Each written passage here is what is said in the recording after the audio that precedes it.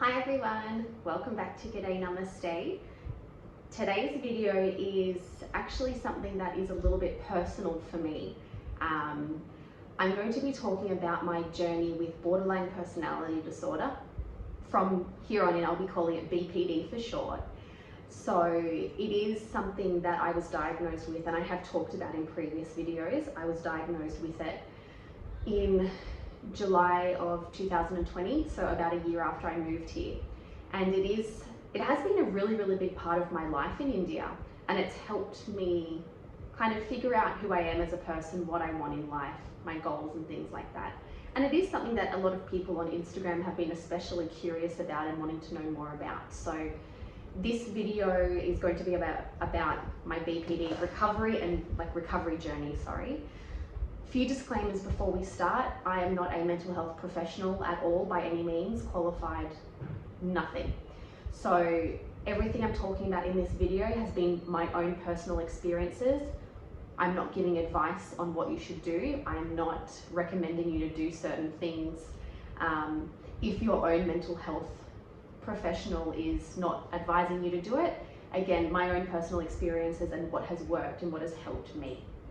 I'm also giving a trigger warning here as well, so I will be talking about some topics that might be a little bit triggering for some people watching this. I will be talking about self-harm, suicidal ideation, eating disorders, and other mental health concerns. So if some of those topics are a bit hard for you to listen to, maybe it's best you kind of not watch this video, because I do talk about them. It's going to be a long video. I'm going to be putting chapters in the description, so if you want to skip ahead and watch if there's just a certain part of the video you want to watch, check the chapters.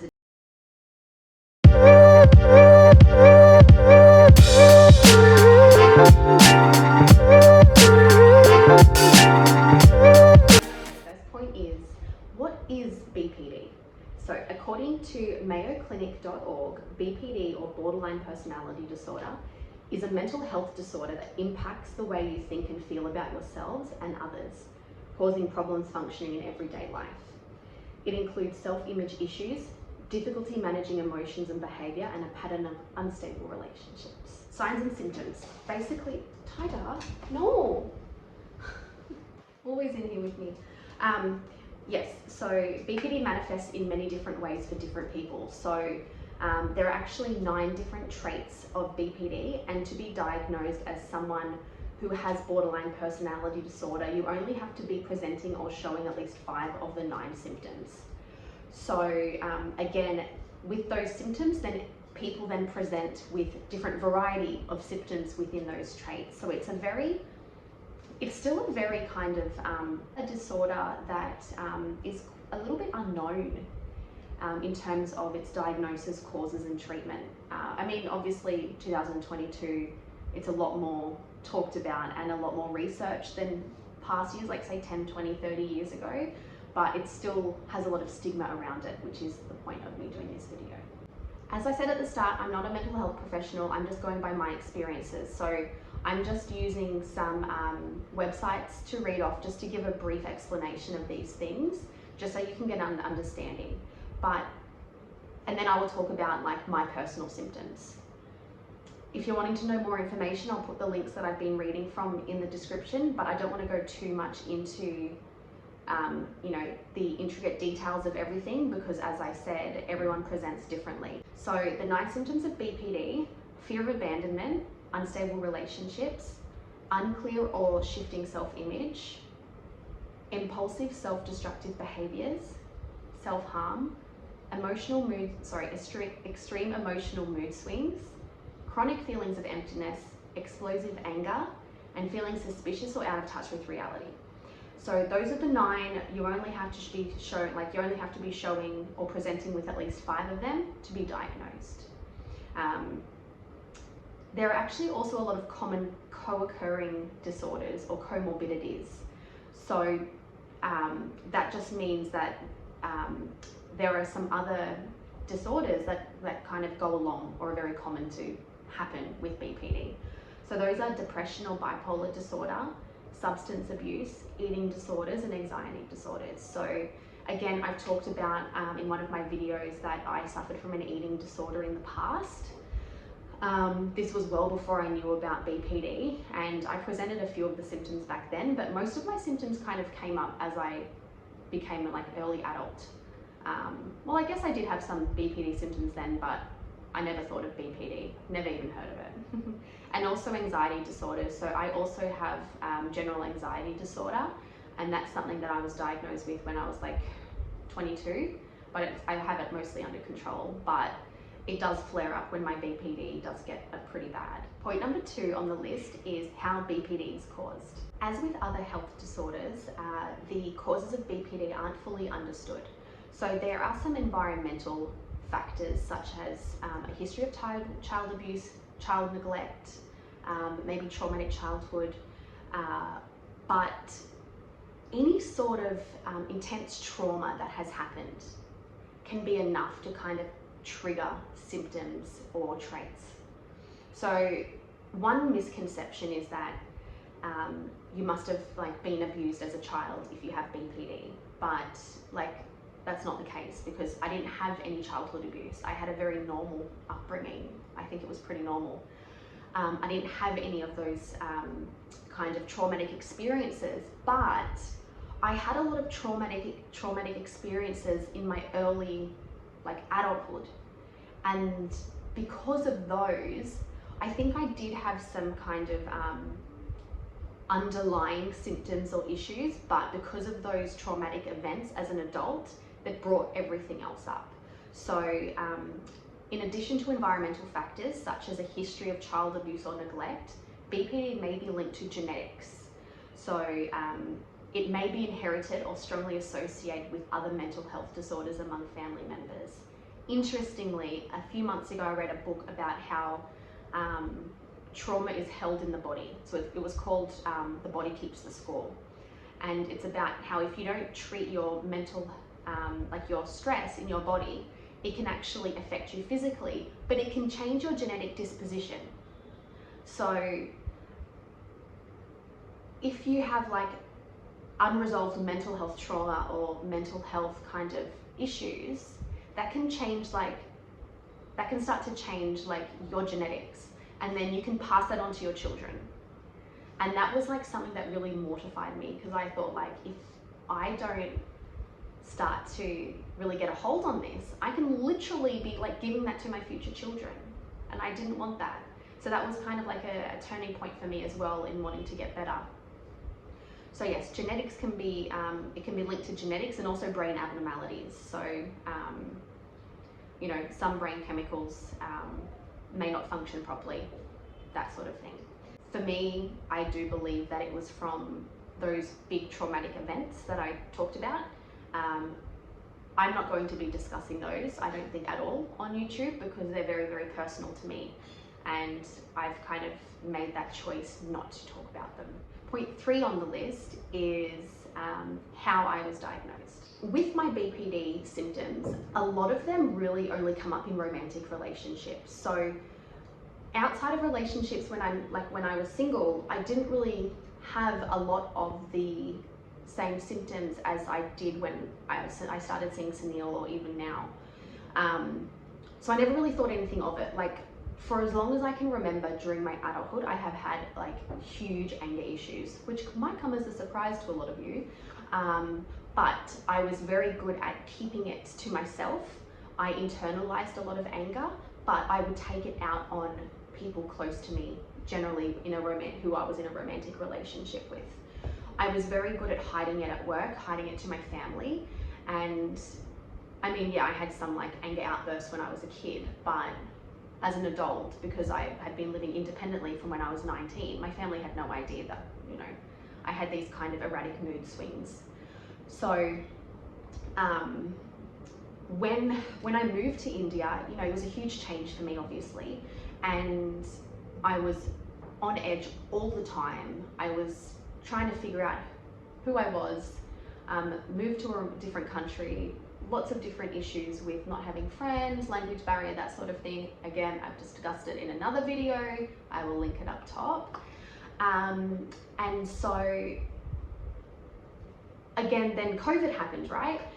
So then we were in lockdown. A lot of things were happening, like in my world, outside, that sort of thing. And so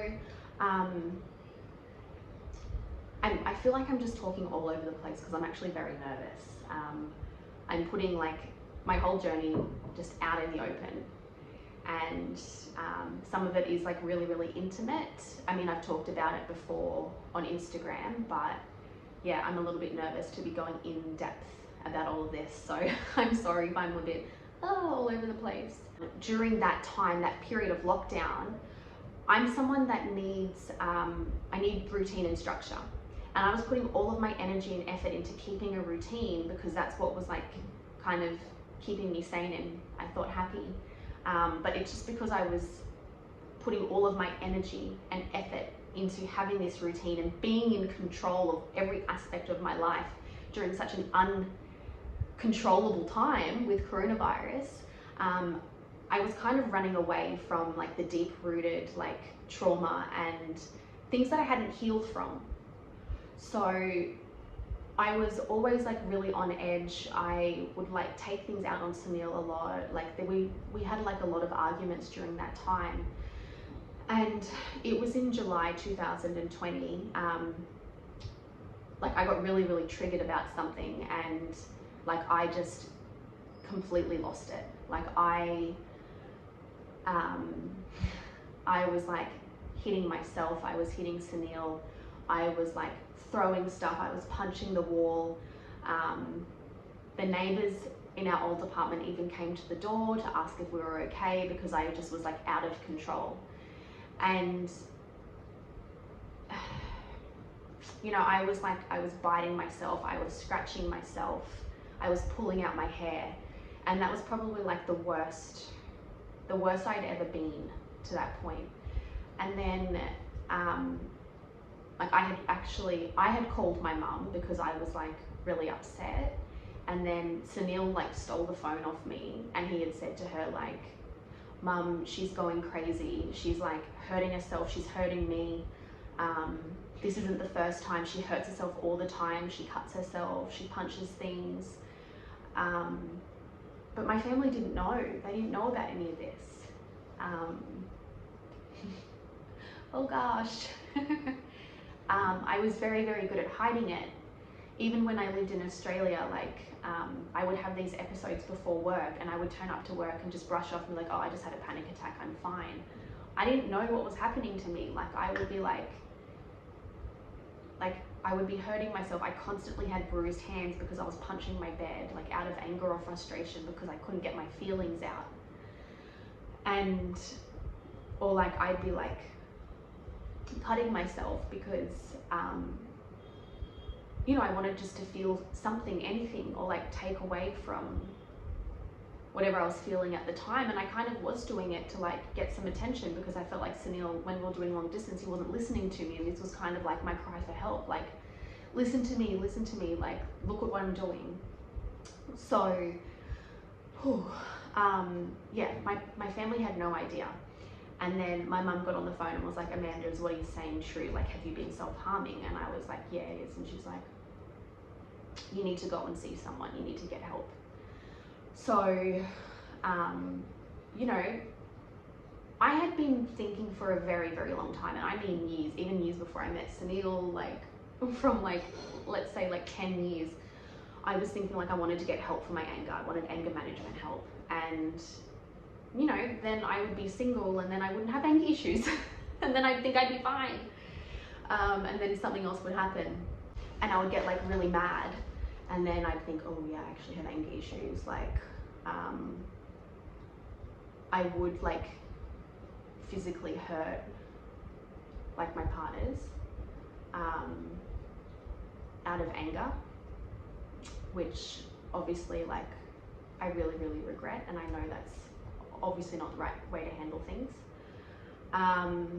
And yeah, so then this was like the point where I was like, I need help. Like even when we were long distance, Sunil was like trying to fix me. He wanted to be the one to fix me. Like I was seeing a psychologist in Australia and he didn't really understand why, because mental health is stigmatized here, and he wanted to try and fix me. Like why, he was saying like, why do you need to talk to someone else? Why can't you talk to me? So, you know, I think this was where he really realized, actually, no, like you do need help. So then I spent some time researching psychiatrists in my area. So then I actually found my current doctor. I found her on Google. She had some nice reviews, and she was based at a hospital like not very far from me. So I had my first appointment. Sunil came with me. You know, she asked me, like, why did you come in today? She was asking me about my current symptoms, what has been happening for like me to be like, you know, I guess, behaving in those ways, any triggers. She asked me about like my childhood, my upbringing, my adult life. She was just asking about my mental health history as well. So I was explaining everything to her. Then she said to me, look, I believe you have what's called borderline personality disorder. And then just explained the traits and symptoms and how, you know, explaining how they relate to what I explained to her already. And then, yeah, it was kind of like a light bulb moment for me, because when she was explaining it, I was like, oh my gosh, yes, like that happens to me. I feel that way. And I remember walking out of the appointment. I was in there for about an hour. I will also add, it doesn't normally get diagnosed as quickly. Some people can go through years of misdiagnoses before getting diagnosed. So I am aware that I'm very, very lucky to get this diagnosis like off the bat. But I remember walking out, and I was kind of like skipping out of the hospital. I was really kind of happy, because I felt like, oh my God, like I'm not crazy. Well, I am crazy in a way, but I'm not imagining it. Like, there's actually something wrong with me, which means that like I can start a treatment plan and I can work towards getting better. And that was like so relieving for me. And, you know, because of coronavirus, she wasn't offering like talk therapy. So she gave me, like, she started me on medication. So I started on antidepressants. I had a morning anti-anxiety tablet and one before bed to help me sleep. So I was on like 3 different meds. And so I was on that, and then every month I would see her. She would then give me like a list of recommendations, like start focusing on like mindfulness activities, read about BPD, try and do some like journaling, meditation, that sort of thing. And so me, being the high achiever that I am, decided to just go all out and start researching like everything to do with BPD. Okay, point number 4 is the past symptoms and traits that I experienced kind of when I was in Australia, and, you know, up until I started to really get better here in India. So as I talked about, I had like really, really extreme anger issues. I had like erratic mood swings. I did have a huge fear of abandonment. Fear of abandonment comes from my traumatic experiences. So yeah, like little things as little as if like Sunil wasn't home when he said he would be home, I would like completely flip out. Along with fear of abandonment, there's also like, I guess, pushing people away. So when we did long distance, I used to like say to Sunil, like, I'm like damaged, you don't want me, just leave me, like I hate you. But then like straight away I'd be like, I love you, don't actually leave, I need you, like I'll kill myself if you leave me. Those kind of extremes. Something like that is, behavior like this is what's called splitting. So where there's kind of like no gray area, it's black or white thinking. So it's like saying, I have this perfect relationship, and then after a second I'll be like, I hate my relationship, I want to die. That kind of thinking in extremes. I had that a lot in the beginning, especially during long distance. When I moved here, the amount of times I actually packed my suitcases to leave because we had like a fight about something so small. Like I don't like, I get very defensive, and I don't like being told if like I've upset someone, I've done something wrong. if Sunil tried to tell me that, you know, I'm upset about this thing, I would spiral and I'd be like, I'm the shittest person in this world, I can't do anything right, like, let me just leave, I'm going. And I would pack my suitcases. Unclear or shifting sense of self. I had this very, very badly when I moved here because I wasn't working. I didn't know what I wanted in life. I didn't know like what I wanted to do, who I was, and just before I got diagnosed, I actually started like doing a little bit of soul searching. But once I got diagnosed, it really gave me that push to then start reading more about like goal setting, figuring out like goals and what you want to do in life, figuring out who you are. I honestly just didn't know who I was anymore. And I remember specifically one of my friends before I moved from Australia, it was actually a girl I worked with. And she had said to me like, what are you going to do in India? And I was like, oh, it's going to be fine. I'm going to be chilling out. It's going to be great. And she's like, well, don't you want to do something meaningful with your life? And I was like, it'll be fine. And I still remember that conversation with her. And like, I reflect on that conversation a lot. When I was trying to figure things out, because I was like, oh, I think this is what she actually meant. So yeah, I really, really struggled with that. I just felt like I didn't have a purpose, and that was really hard for me. Impulsive or self-destructive behaviors, that can be anything from like gambling, binge drinking, doing drugs, spending recklessly, unsafe sex, those sorts of things. I did do some of those things when I was single, but I put it down to like, oh, YOLO, I'm single and having fun, not realizing that I actually had a problem.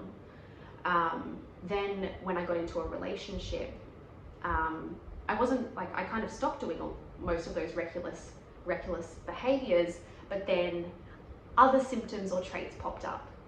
So yeah, when I was diagnosed and I started researching, there was like all these kind of like light bulb moments where I was like, oh my gosh, like I was like that in Australia, or that's what I'm like now, and like all of these things are flashing before me, and it just made so much sense. We're on to point number 5, my recovery journey. So this is all the exciting stuff. When I was diagnosed, I was started on medication. I was doing my own research. So there is a fantastic YouTube channel, I will put it in my description, by Dr. Daniel Fox. So he has a PhD and is an expert in personality disorders. And I would watch one Dr. Fox video every week, and I would take notes and I would write things down, and I would watch videos that were kind of useful for whatever symptoms and traits I was feeling. I didn't present with all 9 traits, so some of them it wasn't relevant for me. So I was just watching videos that were relevant to me. And he gives like some tips on how to like overcome certain situations. So I was doing that once a week. I started reading books about what is BPD, how to like, how to manage it. Not all of them were really good, but some were very, very helpful. And with BPD, there's, I guess in terms of treatment, everyone is different. There is a type of therapy that was created called dialectical behavior therapy. And that was kind of created for people with intense emotions or borderline personality disorder. And unfortunately, they don't really have any DBT therapy sessions or groups here in India, but in other countries, they will have like group sessions where you go and it's like an 8 or 12 week program. They don't have that here, and not many therapists actually are trained in it. So that also made it really hard too. But the basis of DBT is actually mindfulness. So yeah, a lot of these books were just telling you about different mindful activities you could do, meditating. I was never really one for meditating. It's funny now because like I actually meditate every day. But yeah, I was like, I don't have the patience for this. So I was looking at other ways to be mindful, and the books actually gave all different ways that wasn't just meditating. So I was doing that every month. And as I said before, every month the doctor would say, would check in and ask, how are you doing? Any self-harm? What happened? Do this or change that that sort of thing. After being diagnosed, I also joined a lot of Facebook groups for BPD, which was really helpful, just to kind of get other people's experiences, ask questions, get advice, and everything like that. I actually removed myself from those groups at the start of this year because I found it was more triggering for me, because a lot of people would go there to vent, and it was like really hard for me to read, so I removed myself. But at the time it was very, very helpful. I read a lot of books, like ebooks, but I also found these workbooks which have been very useful. So here's the first one. This one, it's called Stronger Than BPD, The Girl's Guide. I don't really like that they say The Girl's Guide, but The Girl's Guide to Taking Control of Intense Emotions, Drama and Chaos Using DBT. So I found this so helpful because like my BPD was more of like a medium to like medium scale. I didn't have extreme BPD. It was medium, and once I got it under control, it was mild. So this was good because I found that it was like more catered to my current symptoms with what I was going through, the more medium symptoms. So yeah, that was really, really great. Dr. Fox released a BPD workbook, which was also really, really good. But again, it was more targeted to people with extreme BPD symptoms. And when I started this, I was starting to get my symptoms under control, so I found it wasn't really relevant for me, but it's a great book. Okay, Dialectical Behavior Therapy Skills Workbook for Anger. So I started this one, and I finished it actually. So this is focusing on DBT, like for people with extreme anger. So that was really, really, really good for me too. I actually do want to go back and redo like some of these workbooks. I had a dream a few weeks ago that like I had to see a doctor and they prescribed this book to me, and I'm taking that as a sign. So I think I will reread this one. And so I was reading those, then I kind of felt like it wasn't enough. I needed talk therapy. I needed to start speaking to someone. I found a therapy group online based in Mumbai. So I started seeing a therapist online. It started off to be once a week, and it was really good. I basically just told her what I was looking for.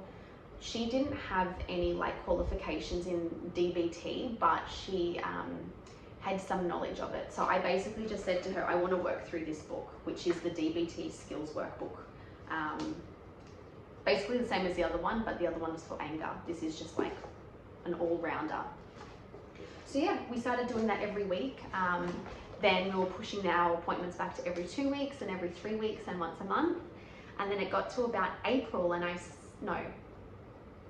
December. Yeah, I started seeing her in April, and then by the following December, I had said to her, like, I think I'm ready to finish because I really feel like I have gained what I've needed to out of therapy. And yeah, she agreed with me, and it was a really, really exciting time to be finished.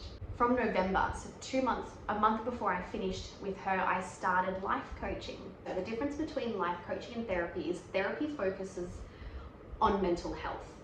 They focus on like healing the past and focusing on like regulating yourself and your emotions for the future and giving you the tools to work on your mental health in the future. Life coaching essentially focuses on goals. In July 2021, I did a 5-day self-care challenge with an Indian girl called Pranjali, who had actually previously had BPD and had gone into remission. And so she was, taking a holistic approach to BPD recovery. At that time, she was just kind of like a self-love life coach, which at that time I really, really, was very interested in, because I didn't have a lot of love for myself. I didn't know how to love myself. And I think that really reflected in my relationships, or like, like how I viewed the world or life.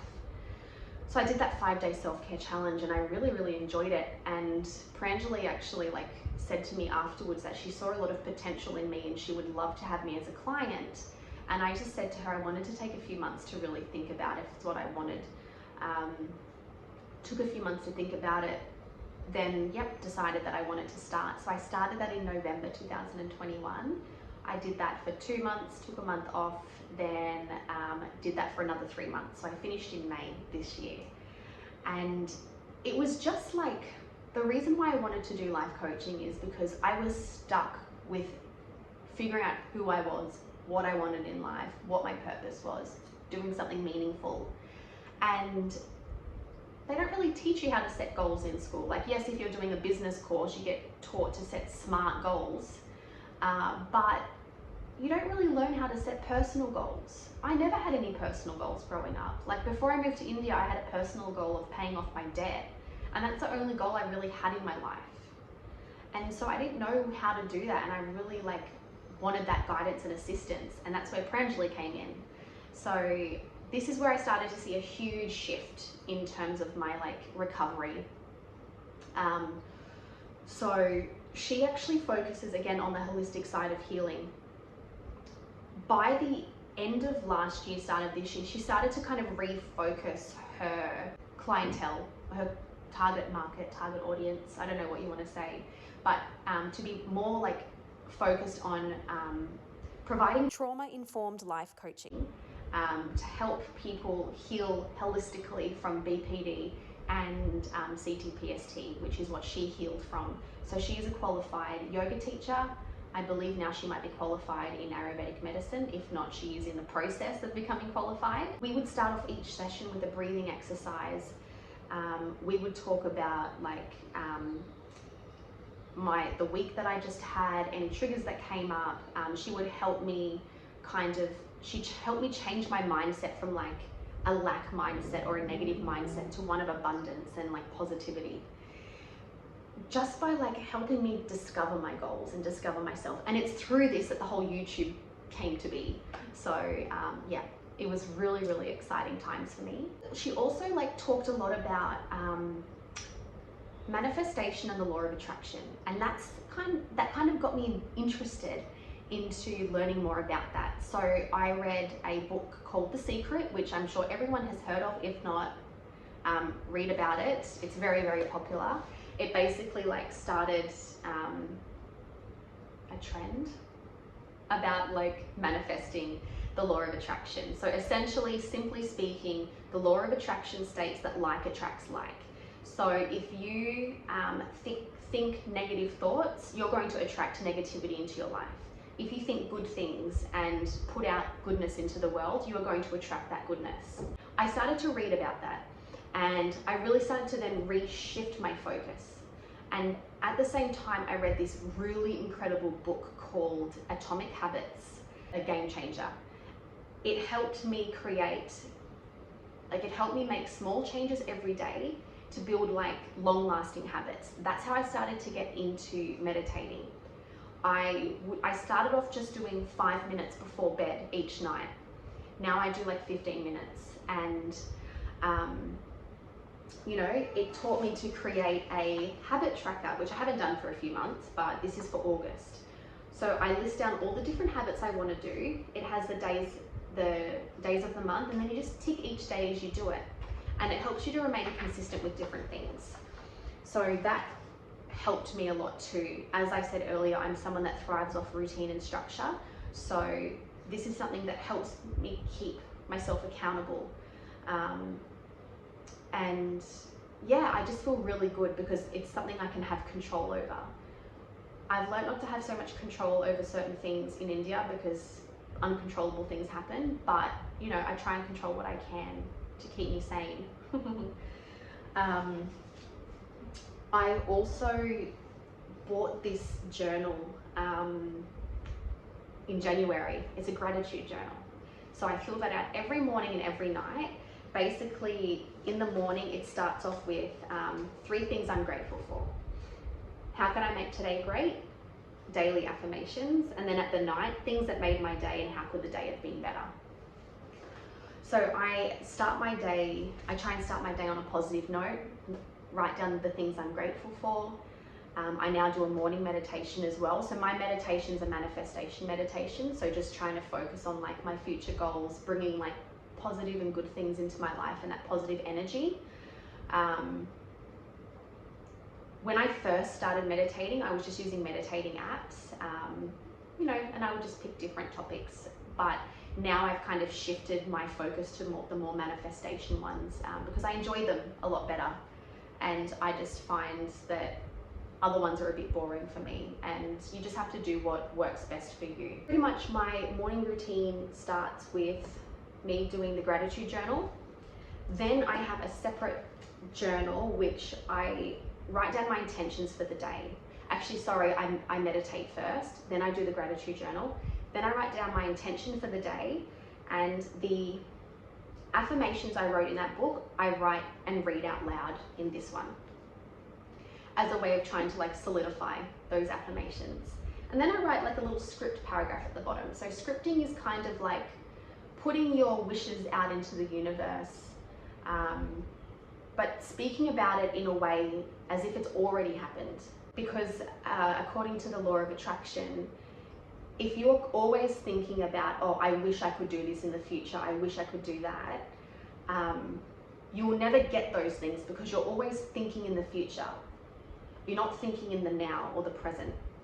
So by writing or like scripting, kind of like making a story up about like what you want, but talking about it as if you already have it, it's a way of showing the universe that you're ready to accept these things. I do that in the morning. In the night, I forgot to bring the journal in, but in the nighttime, I also try and finish on a positive note. So I write down 3 things I'm grateful for that night. I talk about what I achieved that day, even something as little as like washing the clothes or like cooking dinner, because they're still achievements, right? Because sometimes on a really bad day, something as little as making my bed can be like a huge achievement, and I think it's important to recognize that. Then I talk about any lessons that I've learned, how I'm feeling, and what I've read, and I finish with a night affirmation as well. I do a meditation before bed to help you sleep. Another thing I wanted to mention about the law of attraction and manifesting is that I know it kind of gets a bad rap sometimes that people just think, oh, it's like toxic positivity, like you always have to think positive, you can't have bad things happen, but that's actually like not the case. So, bad things are always going to happen, well, hopefully not always, but bad things happen to people, right? Or like, you might have an outcome that you don't like, or it makes you sad or upset. And, it's about acknowledging your feelings, working through them, but also trying to look at the different perspective. So what I now try and do is that if something happens that I get upset about, I try and think to myself, what is the universe or what is God trying to tell me from this? What lesson can I learn? I still definitely get upset about certain situations, but I don't let myself be upset for longer than a day, depending on what it is. Because I find if I stay in that kind of situation, it's very hard for me to get out of. It's very hard for me to try and become positive again. And it's not saying that, you have to be like happy and joyful and like, ignoring your feelings or pretending the bad thing didn't exist. It's more about like trying to be grateful for the small things during the times where you're sad. So like I was saying before, it might be something as small as having a hot cup of coffee on a cold day, having the aircon when it's really hot in summer, having a good night's sleep, sitting in the sun. So trying to be grateful for those very, very small things, to try and shift, I guess, my mindset from negative to positive. So for me personally, I find that, like if something happens, I cry, I have a reaction to a situation, and I try and process my feelings, I work through it, and then the next day I like wake up, it's a new day, and I think, okay, what is the lesson that I learned from this? What was I trying to be taught? And from there, then I try and like really look into it, look for the silver lining or the positive side, whatever it is. That has really helped me through a lot of really difficult situations when I have had something disappointing happen, or something that has upset me, or I've gotten really upset or angry about something. Trying to flip it and look at like, okay, what am I being taught? It's really helped me a lot.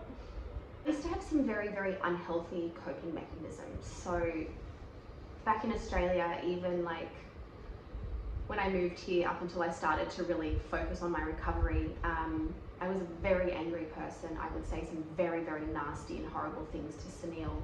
I would like hurt myself, so there was like a lot of self-harm, and when I say self-harm, it means any harm done to myself. So whether that would be like punching things, scratching myself, ripping out my hair, biting myself, cutting myself, those were some of the extreme times.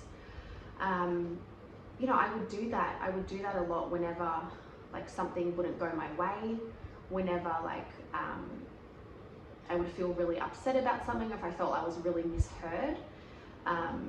You know, and I also kind of did it when I just wanted to feel something. You know, there was actually a time last year, which is around the time I last self-harmed, where for the first time in my life, I actually had suicidal ideation. So I genuinely thought that the world would be a better place if I was not here. And I remember like getting out of the lift. We were getting home from somewhere, and I remember getting out of the lift and like just having this kind of numb feeling come over me. And I was like, I'm gonna jump off the balcony. Like, that'll just make everyone's life easier, because I don't want to be here anymore. Life is too hard, this is too hard. And then I got inside, and then I just decided to have a lot of my medication. So I ended up overdosing on my medication, not to the point where I needed hospitalization, but Neil had come in when I'd gone to sleep, because I went to bed really early, and I was like, you don't have to worry anymore, like I won't be here anymore, and you can just like live a happy life. That was the kind of thinking I had. And then he panicked, and it was like this huge thing. One of my friends who I met through a BPD support group, I did forget to mention that before, unfortunately, they don't have a group anymore, but they were based here in India. He has medical training. So Sunil actually called him and was like, this is what Amanda's taking, what do I do? Do I need to make her throw up? Do I take her to the hospital? And he was just explaining that the levels I took were, you know, not super damaging, that requires like hospitalization. Just make sure she's like hydrated, keep her upright while she's sleeping. And after that, the next day I told my therapist, called my doctor, told my family. It was still really hard for a few months after that, but I had to process a lot. But that was about a year ago. I haven't self-harmed in over a year. The anniversary was last month, which leads us on to the next point. Point number 6, future plans and current symptoms. So my current symptoms, I still sometimes have panic attacks. I try and manage them. I have much healthier coping mechanisms. Now I also try and just, I try and remove myself from the situation if I'm feeling anxious or overwhelmed. Doesn't always work. I like to get the last word in when I'm fighting with Sunil or arguing. He's gotten very, very good at just walking away, and I keep trying to argue back. He's actually going to be coming on here and answering some questions from some people have asked questions that they want to know from his perspective. If you have any questions for Sunil, let me know. Write them in the comments. Just any questions about you know, his experiences with being partner of someone with a mental health illness or BPD. Any advice? I'll be filming that in a few weeks after this one gets posted up. I'm also going to be talking a bit more about BPD on here and doing a little bit about mental health. So I'll create like a mental health playlist. I have a video coming up with a mental health therapist in India, talking about how to get treatment in India, how to set boundaries with family members. I'll be doing a part 2 to this video, which is answering questions that people have asked me on my social media sites. I'm going to be doing an interview with Pranjali, my life coach. So if you have any questions about Pranjali, her life coaching, anything like that, I will put her Instagram details in the description. But again, in the comments, let me know, and I'll write it down for the interview with her. So I know it's a little bit different to my vlogs and things, but this is the part of my channel that I'm really passionate about, as well as the vlogging side. As of March this year, I started to reduce my medication. I was originally on 100 milligrams of an antidepressant, so I was on that to help stabilize my moods. How my doctor described it is that my moods were like this, and I needed it to get to a level where it was like this, like regular people. So I was on 100 milligrams, and March this year I reduced down to 75, and then after 2 months I was down to 50. Just this month I got down to 25 milligrams, and I am confident in saying that after September, in my next appointment, I will be dropping down completely, and my doctor believes that I will be finished my treatment by then. So basically that means that I should be in remission of my BPD. So this is something that I truly believe I have manifested. At the start of the year, I wrote a goal that this year my BPD would be in remission. So I visualized it, I meditated on it, and I really just pictured like going to my doctor's appointment and her saying like, all right, Amanda, we can start reducing your meds. Basically, that's sort of like the future plans in terms of my treatment. And then I will actually, I am planning on starting therapy again shortly, just to help me with the adjustment period, because I am a little bit nervous for when I do eventually come off my meds. And there's still a few things that I want to work on within myself that are mental health related. That's the future plans in terms of my treatment. I'm going to be focusing more again on my YouTube side of things, and just focus on living a healthier, happier life and being a better and happier person. So I think that is everything for today. If you made it this far, thank you so much. Leave me a little hands like this emoji if you watched until here. I really appreciate it. Let me know what you thought. Any questions for any of the interviews I have coming up, let me know, and I will see you next week.